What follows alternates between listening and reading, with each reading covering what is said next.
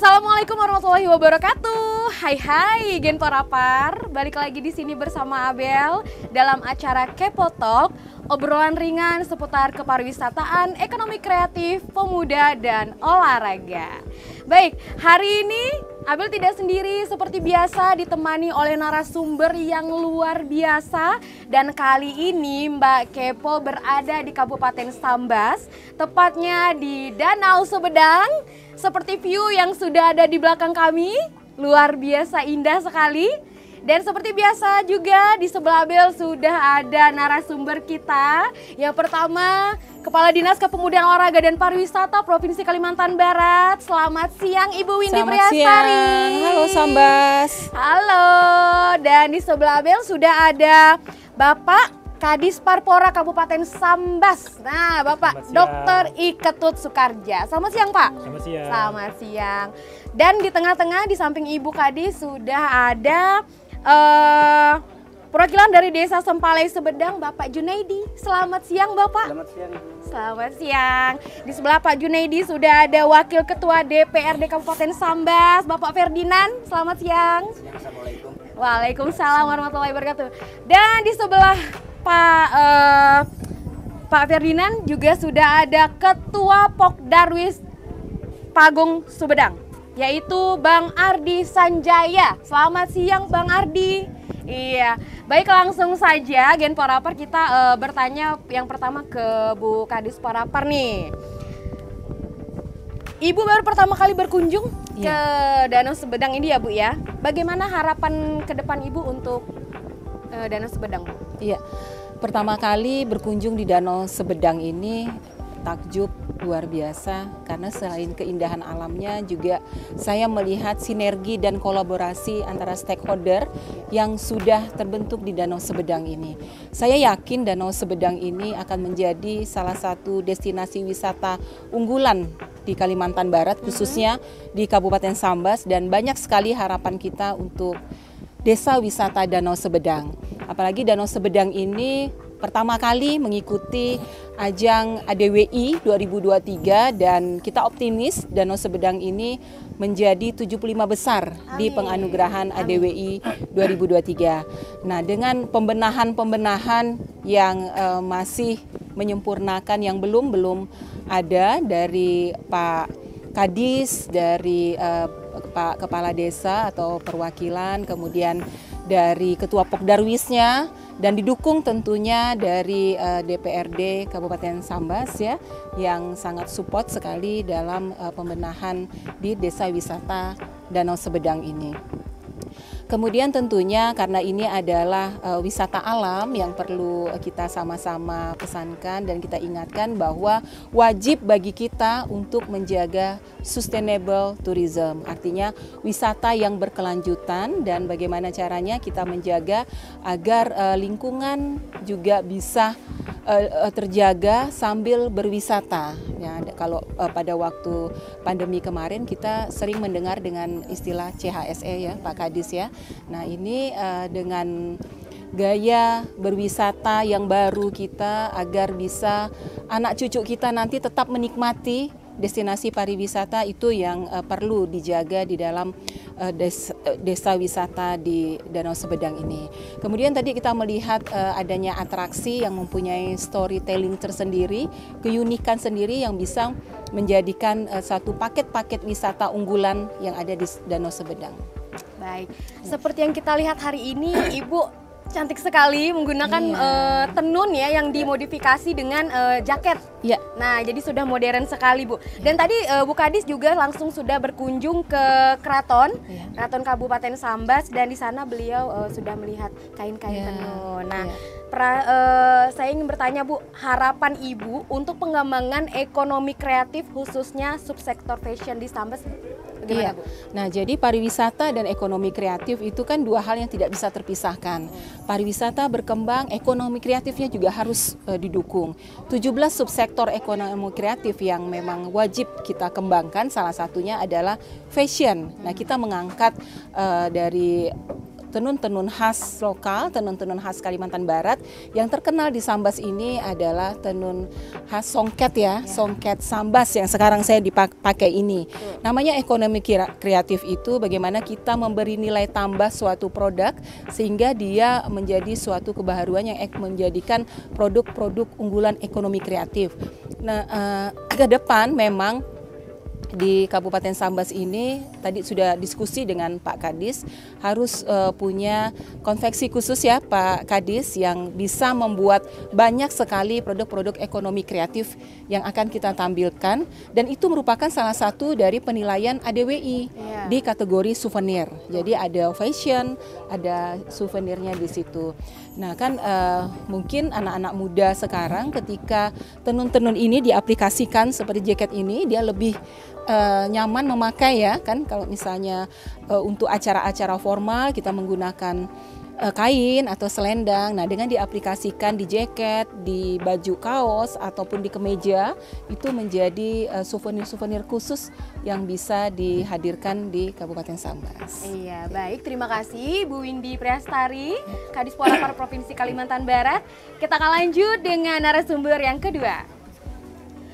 Nah, untuk narasumber yang kedua di sebelah saya sudah ada Kadis Parpora Kabupaten Sambas, Bapak Dr. I Ketut Sukarja, Bapak. Siang. Baik, pertanyaan saya yaitu destinasi unggulan yang ada di Kabupaten Sambas ini apa aja sih Pak? Dan gimana dukungan dari Disparpora Kabupaten Sambas sendiri untuk mendukung destinasi unggulan tersebut? Selamat siang, terima kasih Ibu Abel ya. Iya, siap.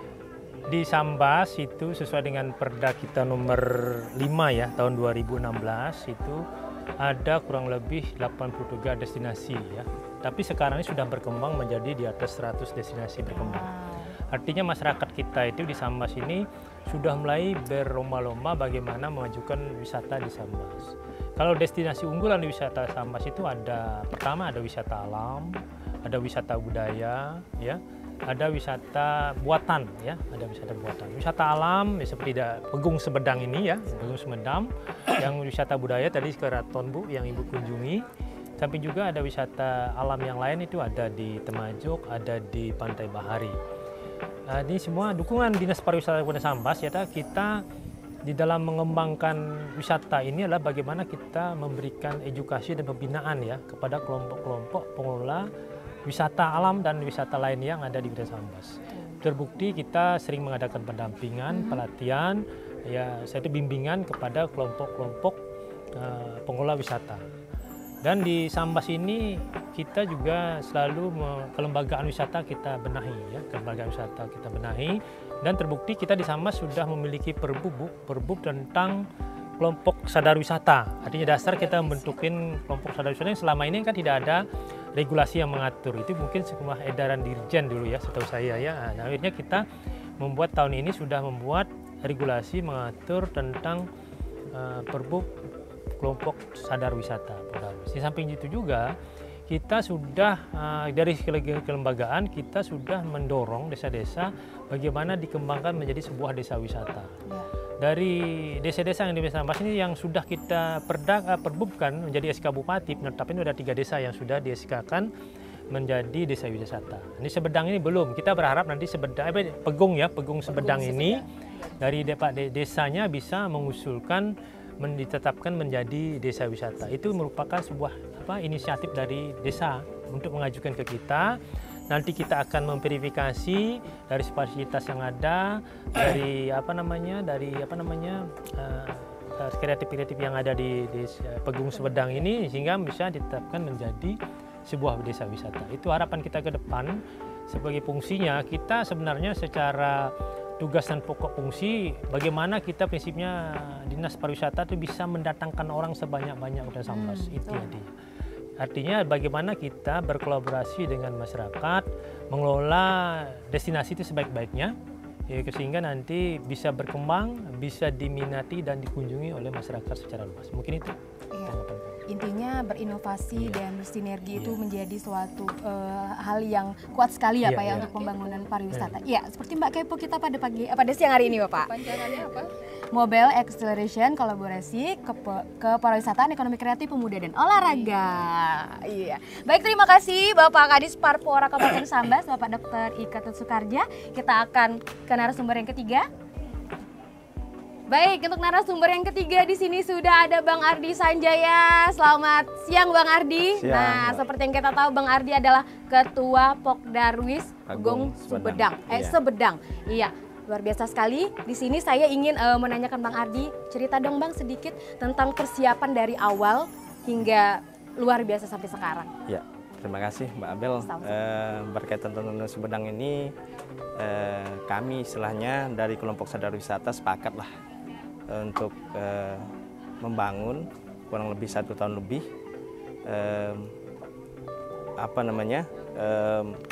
mengekspor Danau Sumedang ini yang motonya wisata ramah keluarga.